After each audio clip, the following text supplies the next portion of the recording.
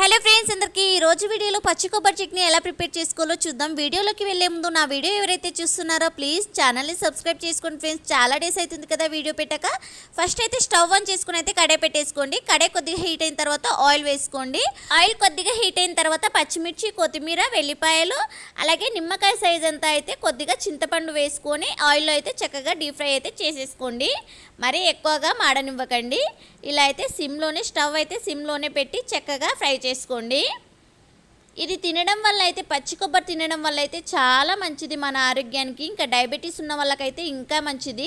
ఇలా ఇవి కొద్దిగా ఫ్రై అయిన తర్వాత పచ్చి కొబ్బరిని అయితే ఇలా చిన్న చిన్న పీసెస్ లాగా అయితే కట్ చేసుకొని పచ్చిమిర్చి దగ్గర అయితే వేసేసుకోండి. బౌల్లో వేసి ఇలా అయితే మొత్తం మిక్స్ అయ్యేలా కలిపేసుకోండి. ఈ పచ్చి కొబ్బరిని కూడా మంచిగా ఫ్రై అవ్వనివ్వండి.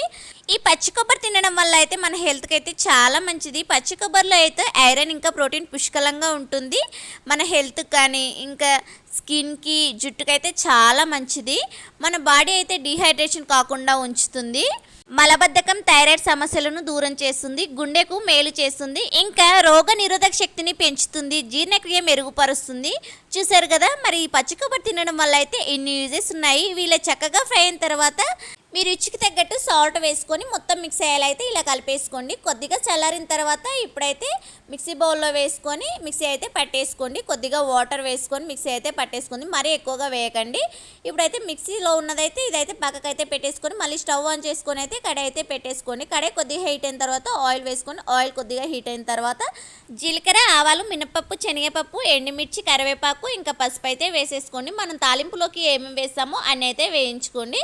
ఇందులో వేసి అయితే ఇలా అయితే మిక్స్ చేసుకోండి. మొత్తం ఇవన్నీ అయితే కాసేపు అయితే మంచిగా చక్కగా ఫ్రై అవ్వనివ్వండి. పచ్చి కొబ్బరి చట్నీ అయితే చాలా టేస్ట్ ఉంటుంది. చాలా వరకు టెంపుల్స్కి వెళ్తూనే ఉంటాం కదా. టెంపుల్స్కి వెళ్ళిన తర్వాత కొద్దిగా కొబ్బరి తింటాము. మిగతాదైతే అలా పక్కనే పెడుతూ ఉంటారు చాలా వరకు కొంతమంది. అలా పెట్టకుండా అయితే ఇలా పచ్చి కొబ్బరి చట్నీ అయితే చేసుకొని తినండి. మనకైతే హెల్త్ బెనిఫిట్స్ చాలా ఉంటాయి. చాలా మంచిది మన హెల్త్ కూడా.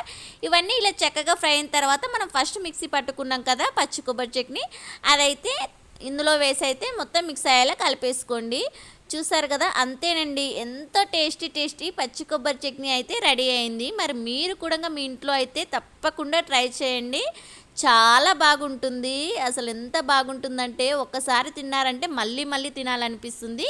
చూసారు కదా, మరి ఈ వీడియో మీకు నచ్చినట్టయితే లైక్ చేసి సబ్స్క్రైబ్ చేసుకోండి ఫ్రెండ్స్. చాలా డేస్ అయింది వీడియో పెట్టి. నా ఫోన్ కొద్దిగా బ్రేక్ అవడం వల్ల వీడియోస్ లేట్ అవుతున్నాయి. ప్లీజ్ సబ్స్క్రైబ్ చేసుకోండి ఫ్రెండ్స్.